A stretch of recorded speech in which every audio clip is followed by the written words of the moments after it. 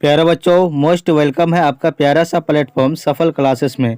प्यारे बच्चों, आप लोगों का जो है साइंस का जो है 21 फरवरी से फाइनल एग्जाम है मैट्रिक बोर्ड का। प्यारे बच्चों, मैं उसका जो है प्यारे बच्चों आप लोगों को सब्जेक्टिव क्वेश्चन जो है बताने जा रहा हूँ। प्यारे बच्चों, जो आपके बोर्ड एग्जाम में 100% यहीं से प्रश्न पूछे जाएगा। प्यारे बच्चों देखिए, आपका सब्जेक्ट कोड जो रहेगा प्यारे बच्चों 112 रहेगा और सीट कोड जो रहेगा जे रहेगा प्यारे बच्चों। और माध्यमिक स्कूल परीक्षा 2025 में होगा। ठीक है प्यारे बच्चों, जिसको हम लोग फाइनल परीक्षा बोलते हैं। ठीक है प्यारे बच्चों, एक एक चीज़ को देखेंगे, है ना। सारा जो है प्यारे बच्चों आपको जो है 50 नंबर का मतलब कितना यानी टोटल जो है प्यारे बच्चों क्या क्या आएगा। टोटल जो है प्यारे बच्चों आपका यानी 70 नंबर का पूछा जाएगा। कितना नंबर का पूछा जाएगा प्यारे बच्चों? 70 नंबर का। ठीक है, उसमें से आपको जो है कितना पूछा है, आपको जो है 35 जो है सब्जेक्ट ऑब्जेक्टिव रहेगा और 35 जो है क्या रहेगा प्यारे बच्चों आपका सब्जेक्टिव रहेगा। तो एक एक चीज़ को हम लोग देखते हैं। प्यारे बच्चों देखिए, आप भौतिक शास्त्र क्या है। देखिए प्यारे बच्चों, देखिए क्या कर रहा है, नाभिकीय विखंडन क्या है। प्यारे बच्चों एक एक चीज़ को हम लोग देखते हैं। क्या कर रहा है, नाभिकीय विखंडन क्या है, इसका आप हम लोग डेफिनेशन यानी आंसर देखेंगे। नाभिकीय विखंडन परमाणु विखंडन या रेडियोधर्मी क्षय प्रक्रिया एक ऐसी प्रक्रिया है जिसमें भरी परमाणु नाभिक दो या उससे ज़्यादा हल्के नाभिकों में टूट जाता है। ठीक है, तब उसके बाद आप जो है एक कारण सब भी लिख दीजिएगा। जब कोई न्यूटन भारी क्या कहता है, भारी और अस्थिर परमाणु से टकरता है तो परमाणु दो हल्के परमाणुओं में बट जाता है। ठीक है प्यारे बच्चों, उसके बाद क्या हो जाता है, इस प्रक्रिया में बड़ी मात्रा में ऊर्जा और नए परमाणुओं का विखंडन लगातार जारी रहता है।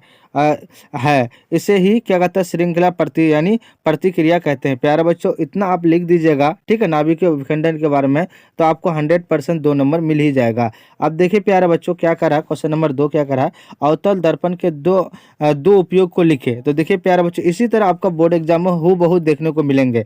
क्या करा, अवतल दर्पण के दो उपयोग को लिखे। ठीक है प्यारे बच्चों, तो आंसर लिखेंगे अवतल दर्पण के दो उपयोग ये है। ठीक है, किस तरह, जिस तरह से मैं लिखा हूँ उसी तरह लिखना है। धारी बनाने के लिए, ठीक है, उसके बाद क्या करना, टॉर्च, सर्च लाइट, वाहनों के हेडलाइट, परावर्तक सतह के रूप में। ठीक है प्यारे बच्चों, मेकअप मिरर यानी जिसमें हम लोग जो है दाढ़ी वगैरह बनाते हैं या मेकअप वगैरह बनाते हैं। ठीक है, मिरर के रूप में या सौर भाटिया में, माइक्रोस्कोप में। ठीक है प्यारे बच्चों, उसके बाद क्या है आपका यानी दूरबीन में। ठीक है, दूरबीन जिसको हम लोग बोलते हैं, डॉक्टर द्वारा नाक जिस वक्त जो है डॉक्टर जो है क्या करता है प्यारे बच्चों, मतलब जो है कोई बीमारी होता है नाक में या कान में या आपका गला में, तो इत्यादि इसमें भी जांच किया जाता है। किसका प्यारे बच्चों, आपका जो है यानी अवतल दर्पण का। ठीक है, इतना लिख दीजिएगा आप। ठीक है, अब देखिए प्यारे बच्चों क्वेश्चन नंबर आपका 3 क्या करा है, विद्युत विभव का की परिभाषा दे एवं इसका एसआई मात्रक लिखे। ठीक है, इसी तरह आपका क्वेश्चन रहेगा, हूबहू यही देखने को मिलेंगे। ठीक है प्यारे बच्चों, देखिए किसी बिंदु पर विद्युत विभव को उस कार्य के रूप में परिभाषित किया जाता है जो इकाई धन आवेश को अनंत से उस बिंदु तक लाने में किया जाता है। ठीक है, पहले विद्युत विभव का एसआई मात्रक वोल्ट होता है जिसे भी से सूचित किया जाता है। ठीक है, इसे जूल प्रति कूलम के रूप में भी लिखा जा सकता है। इतना लिख दीजिएगा प्यारे बच्चों, आपको 100% 2 नंबर मिल ही जाएगा।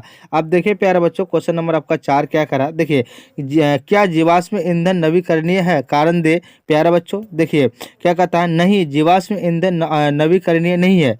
जीवाश्म ईंधन को बनाने में करोड़ों साल लगते हैं। ठीक है, इस तरह से लिख दीजिएगा। यह सीमित मात्रा में उपलब्ध है, इन्हें जल्दी से क्या कहते हैं नवीनीकृत नहीं की जा सकता है। ठीक है प्यारे बच्चों, अब देखिए यहाँ क्या कहते हैं, दूसरा पॉइंट कह रहा है प्यारे बच्चों, इन्हें विकसित होने में सैकड़ों या लाखों साल लगते हैं। ठीक है प्यारे बच्चों, इनका उपयोग करने के तुरंत बाद पुनः मतलब फिर से उपयोग नहीं किया जा सकता है।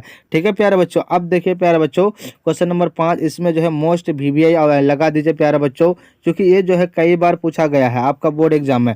ठीक है, ओम के नियम को लिखे। तो ओम के नियम को कैसे लिखेंगे प्यारे बच्चों, देखिए V बराबर क्या हो जाएगा, बड़का I बटा R। ठीक है, इसमें इसी तरह जिस तरह से मैं लिखा हूँ, V का मतलब है चालक के सिरों पर लगाया गया विभवांतर, I का मतलब है उसमें बहने वाली धारा, और R का क्या मतलब होता है, एक नियतांक है जिसे उस चालक का प्रतिरोध कहते हैं। ठीक है प्यारे बच्चों, जिस तरह से मैं लिखा हूँ उसी तरह से लिखना, आप कॉपी करना। ठीक है, और देखिए ओम के नियम के मुताबिक अगर किसी चालक की भौतिक अवस्था में बदलाव ना हो तो उसमें बहने वाली विद्युत धारा उसके सिरों पर लगाए गए विभवांतर के अनुपात होता है। प्यारे बच्चों इतना इस तरह से लिख देना है। ठीक है, अब देखिए इसमें क्या लिखना, फिर देखिए ओम के नियम की खोज जॉर्ज साइमन ओम ने की थी। ओम के नियम का इस्तेमाल विद्युत परिपथों का वर्णन करने में किया जाता है। इतना लिख दीजिएगा प्यारे बच्चों, आपको 3 नंबर मिल ही जाएगा। अब देखिए प्यारे बच्चों, क्वेश्चन नंबर आपका 6 क्या कह रहा है प्यारे बच्चों, देखिए कह रहा है दृष्टि दोष क्या है, ये कितने प्रकार के होते हैं। ठीक है, ये आपका सवाल होता है, दृष्टि दोष क्या है, ये कितने प्रकार के होते हैं। प्यारे बच्चों आंसर लिख करके इस तरह से लिखना है, दृष्टि दोष आँखों में होने वाली एक समस्या है जिसमें आंखें बहुत पास या बहुत दूर की चीज़ें को साफ नहीं देख पाती है। आमतौर पर दृष्टि दोष 3 प्रकार के होते हैं, निकट दृष्टि दोष है ना, जिसको मायोपिया कहते हैं, दूरदृष्टि दोष है ना, जिसको बोलता है हाइपरमेट्रोपिया है ना, जिसको जरा दृष्टि दोष, जिसको क्या कहते हैं प्यारे बच्चों है ना, जिसको कहते हैं हम लोग क्या प्रेस बायोफिया। ठीक है प्यारे बच्चों, इतना कहते हैं प्यारे बच्चों। प्यारे बच्चों जो भी चैनल में नए जुड़ेंगे प्लीज़ सब्सक्राइब कर देंगे और अपने अपने दोस्तों में शेयर कर देंगे। ठीक है प्यारे बच्चों, इतना ही के लिए है ना, आप लोग प्यार दीजिए, अपने अपने दोस्तों में शेयर करेंगे। ठीक है, बहुत ही जो है इंपॉर्टेंट ऑब्जेक्टिव क्वेश्चन कराए प्यारे बच्चों, सब्जेक्टिव क्वेश्चन कराए जो आपके बोर्ड एग्जाम में 100% पूछा जाएगा। जो भी चैनल में नए जुड़ेंगे प्लीज़ सब्सक्राइब कर देंगे और अपने अपने दोस्तों में शेयर कर देंगे। जय हिंद, जय भारत।